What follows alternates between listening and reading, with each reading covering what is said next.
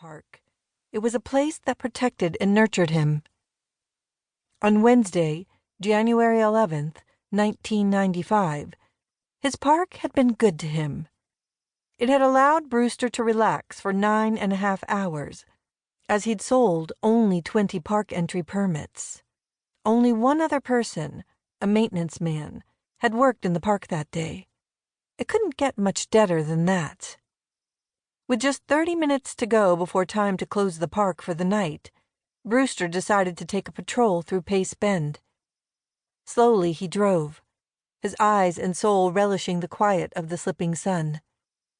5 minutes later, lights flashed on his windshield from a white van trying to signal him. Pulling into a cove, Brewster climbed out of his truck to walk over to where Chuck Register was stepping out of his van. His 3-year-old son remained in the passenger seat. At 6 feet 2 inches, Register towered over the shorter, but equally handsome, dark-haired young park ranger. "I've seen something that I think is a dead body," whispered Register. "Here we go," thought Brewster. "He's going to take me to another dead deer." In his mind, Brewster rolled his eyes. The rangers constantly got those kinds of reports. Dead body, pile of bones. It always turned out the same. Pile of deer bones. "I don't really know if it's a man or mannequin." Brewster listened closer. That didn't sound like a deer being described. Still, he wasn't worried. Someone had probably just dumped something. There was hair on the legs. Brewster stared Register in the eyes. "Tell me how to get there."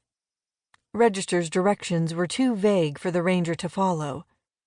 "I need you to lead me to the site," he said. "I don't want to go back." Register looked at his son in the van. "It's starting to get dark," said Brewster. "If you don't lead me to the scene, then it probably won't be found before sunset." Pace Bend stretched across 1,500 acres of rugged hill country. "And we'll all be wondering if there's a dead body in the park." Register got back into his van and led Brewster toward Kate's Cove. As Brewster drove along in his vehicle, he mulled over Register's words. Hair on the legs. It might really be a dead body. He picked up his radio and tried to contact his supervisor, Kurt Nielsen. But park after nearby park that he radioed didn't answer. It was, after all, closing time in the dead of winter, and it was past time for Nielsen to be off duty. Brewster finally reached a familiar voice at Hippie Hollow, a local nude beach. "Please page Park 031, he said, consciously calm, not wanting to arouse reaction from civilians who scanned the airwaves for entertainment. "Please page my supervisor, Kurt Nielsen. We have a law enforcement incident." He wanted to say emergency, but he wasn't about to, not with civilians listening. "I'm being escorted to the scene, and I really need to talk to Nielsen in 5 minutes. Send him whatever page you can, right now, whatever's quickest. We have a law enforcement incident."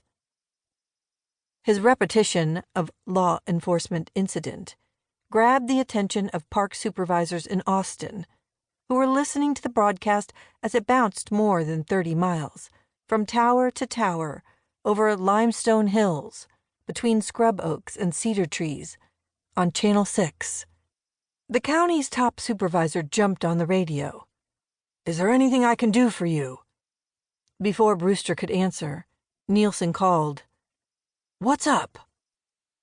"Park 031, go to 1, replied Brewster, telling Nielsen to go to Channel 1, which afforded them more privacy as it wasn't bounced through the county.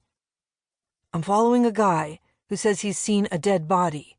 We're driving down the entrance to Kate's and Johnson's Coves right now. It may be a false alarm. I'll let you know in 2 or 3 minutes. Just monitor your radio."